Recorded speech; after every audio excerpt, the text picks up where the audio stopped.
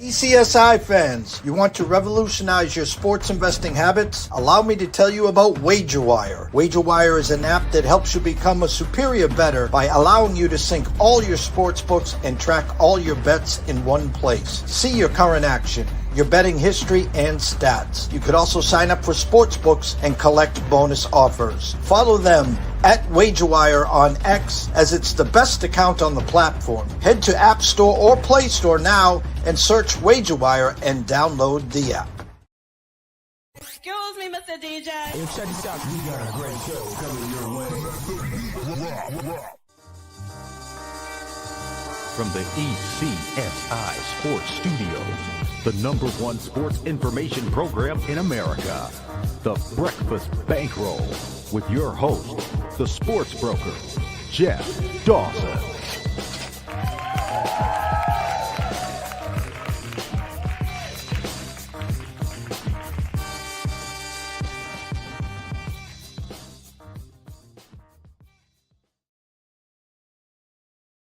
Good morning, sports fans from all around the globe. We are back. Jeff Dawson, East Coast Sports Investors, The Breakfast Bankroll, Wednesday, February 25th. We survived, 2 feet of snow. There's still a lot of Cape Cod that doesn't have power. That's why we were dark for a few days. We beat the blizzard of 78. I was 12 years old. Now, a little older than that, but we got walloped. Hats off. Thank you to DPW, all the snow plows and stuff out there. The travel ban has been lifted. Haven't been out in a handful of days. We'll get out hopefully today, maybe get some kind of cardio in. We'll see.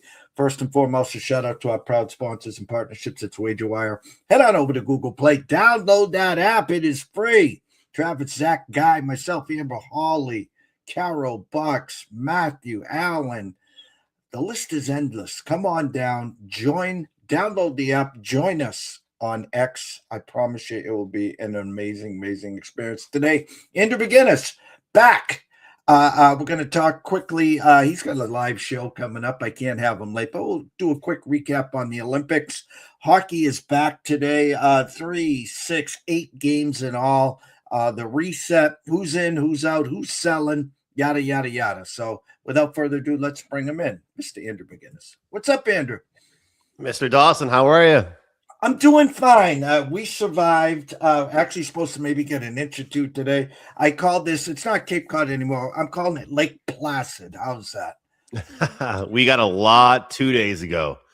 And we got a new car in the household. When we bought the new car, it came with brand spanking new all seasons. But we were thinking, you know what? The winter's almost over, Jeff. So there's no point in buying new winters quite yet. And then, of course, we get that. So that was a little bit of a scary drive the past day or two, and probably shouldn't have been on the roads too much. But a lot of snow for us too. And God bless all the people out there doing the snow removal and taking care of us so fast like they do, because when you go to bed and it looks like that and you wake up and it looks way different, you feel pretty grateful. But I'll tell you, the NHL players, they got their rest, especially besides the Olympians. And, it goes from Sunday to Wednesday. And here we are. And I found myself, and I'll just say, of course, how disappointed I was for the results on Sunday. What a tournament, what a game, overtime. We all saw overtime coming.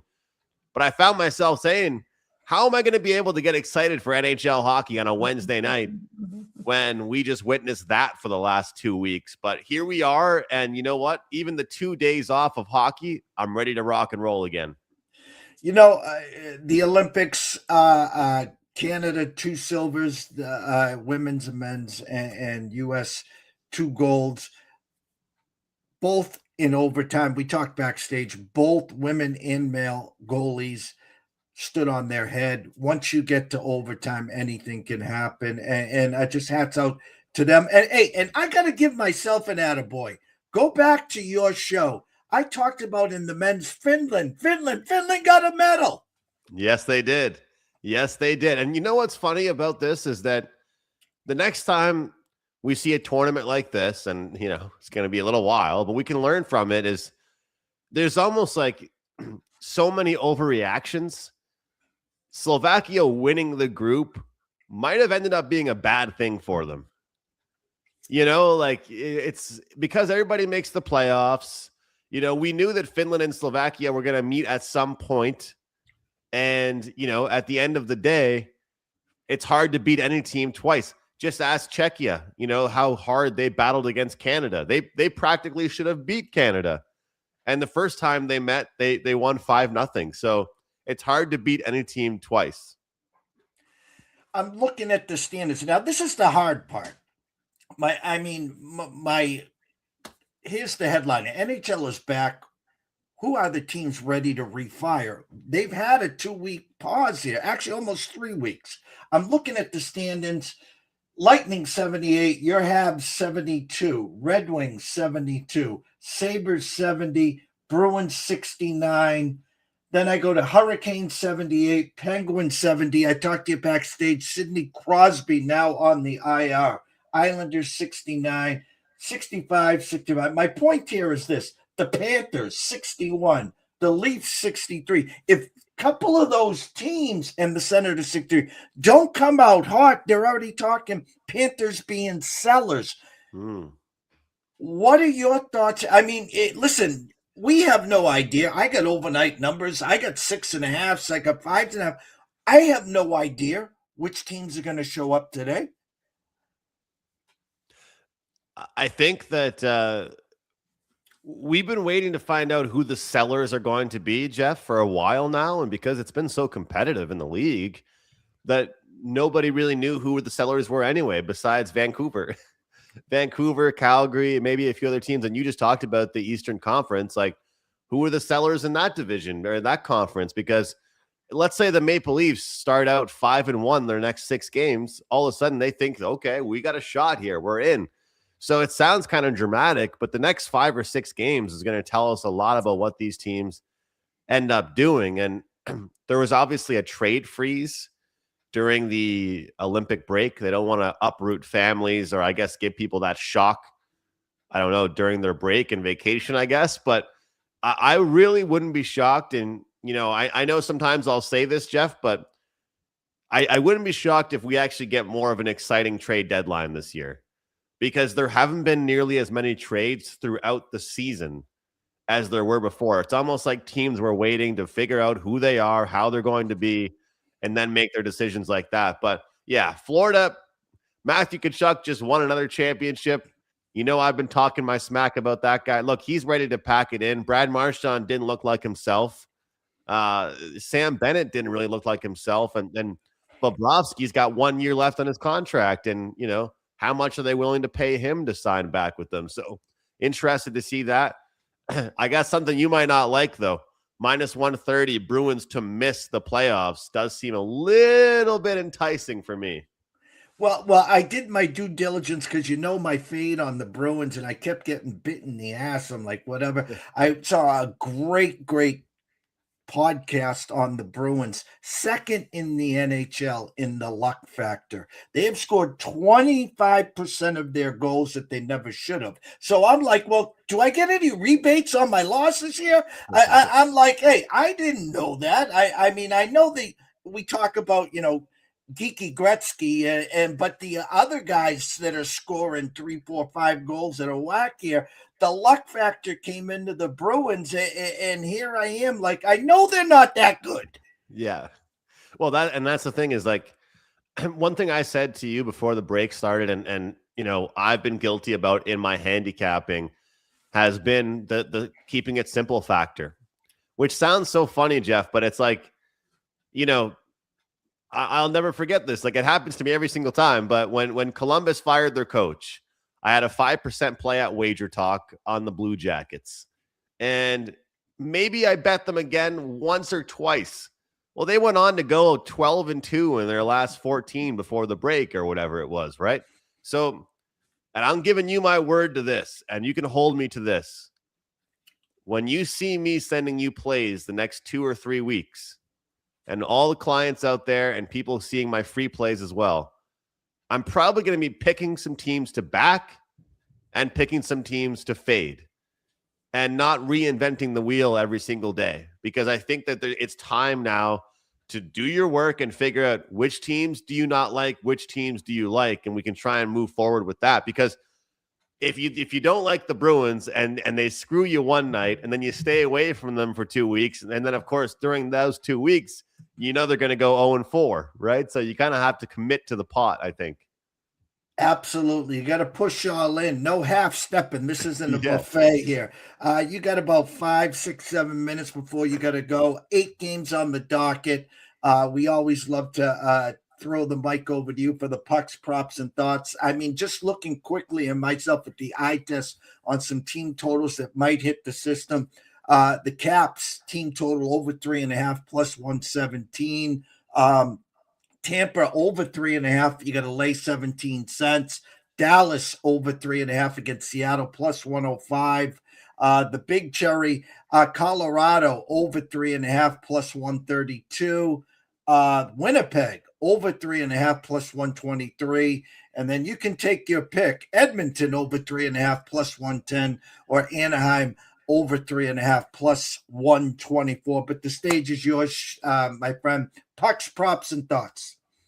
Well, that Edmonton one that you left on seems a bit weird, because that minus 115, we always would say if it seems weird, then you kind of are a little bit interested there. But a lot of people, including my co-host on Puck Time, Carmine, think that Anaheim's going to slide big time in the second half or the final third, we'll call it. So the minus 115 could be indicative on if Connor McDavid is playing or not. I think he could be playing, but here's the problem.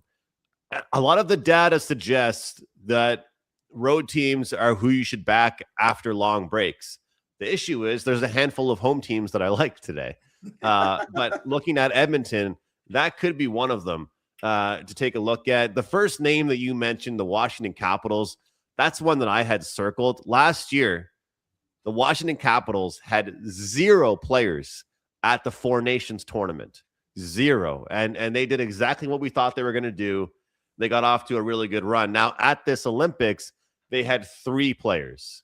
Other teams with 3 players, Jeff: Detroit, Edmonton, New York, Philadelphia, and Toronto. So obviously Philly with also just 3 players, but I will take the Washington Capitals being a well-rested team. Now, I don't know the average age of that team, but, some of their better players, we'll call it, including Alexander Ovechkin, a little bit up there in age. You give those guys some rest, I think it does certainly benefit them. So I do like that. Now, I'm going to throw this back to you. A lot of people would suggest that overs are the play post-break, specifically 5.5s. You've got Seattle, you've got Dallas, no Mikko Rantanen.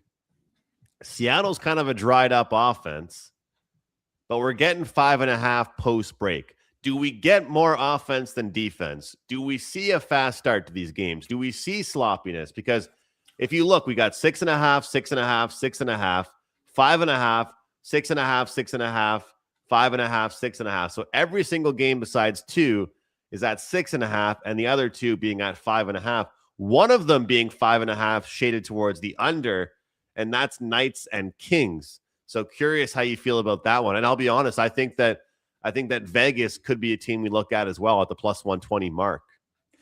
It's funny because my first instincts, Andrew, is I think they start slow. They haven't played in almost 3 weeks. And I know locally that they might even have missed a day of practice because of the snow and the blizzard that we had. So my first instincts is step on the brakes. Let's see what happens. But if I'm reading the board, again, now some of these opened at 6 overnight. Now they've been pushed to 6.5. So the Washington game was a 6. Buffalo, New Jersey was a 6. Toronto, Tampa was a 6. Winnipeg, Vancouver was a 6. The only true 6.5 overnight was the Edmonton Anaheim game, which will probably be 2-1 at the final. Oh man. Yeah, I'm looking forward to it, Jeff. Before I go, I'll throw this out here. The teams, so Florida had 9 players at the Olympics. Colorado, Minnesota, Tampa, and Vegas had 8. You've got Boston and Dallas with 7. New Jersey and Ottawa with 6. Carolina, LA, Vancouver with 5. 4, Anaheim, Montreal, Nashville, Pittsburgh, San Jose, Seattle, St. Louis, and Utah. The teams with the fewest: Chicago, Calgary, New York Islanders, Columbus Blue Jackets, and the Buffalo Sabres. So depending on how people feel, but the teams I have circled: the Edmonton Oilers, the Washington Capitals, and as much as it pains me to say it, I think the New York Rangers, actually. So we'll see. I mean, they're so out of it in the Eastern Conference right now, but very curious to see how those 3 teams, the Capitals will be a bet-on team for me over the next week or 2. Is there anything before you go? A lean, a team total, a prop, anything for? We got a standing room only right now on Twitter right now watching this live.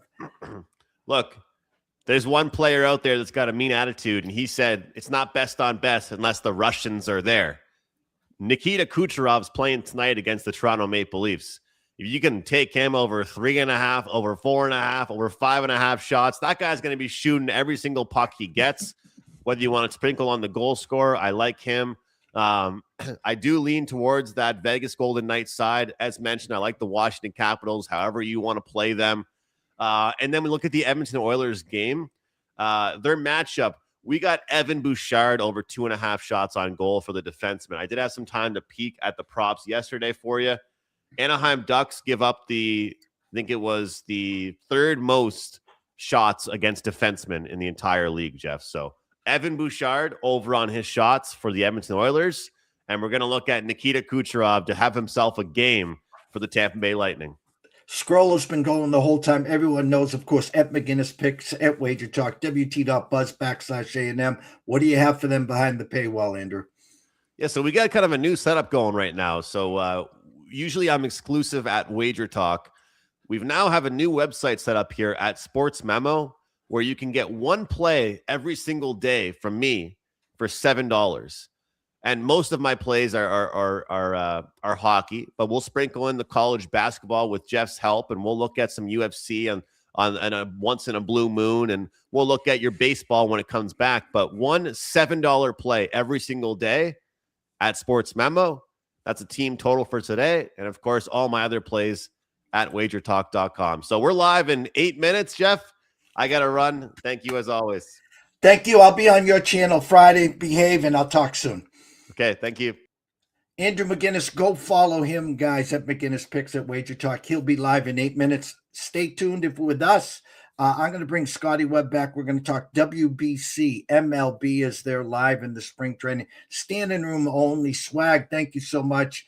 Mr. Lucky, PB, Dr. Lance, the list is endless. Anyone looking for an ECSI VIP experience for just $3 a day, every one of our plays delivered to your cell phone and emailed. Jump on over to our website at eastcoastsportsinvestors.com. Top right, memberships, just $3 a day delivered to you as we're in year number 11. Any questions, comments, concerns, head on over to EC Sports Invest on Twitter and send me a DM. I can get you a package delivered to you starting today that fits your bankroll. Cheers to Mr. Swag. Thank you so much. And we'll be back in about 10 minutes. And stay tuned. Yes, we will win the day, Mr. Swag.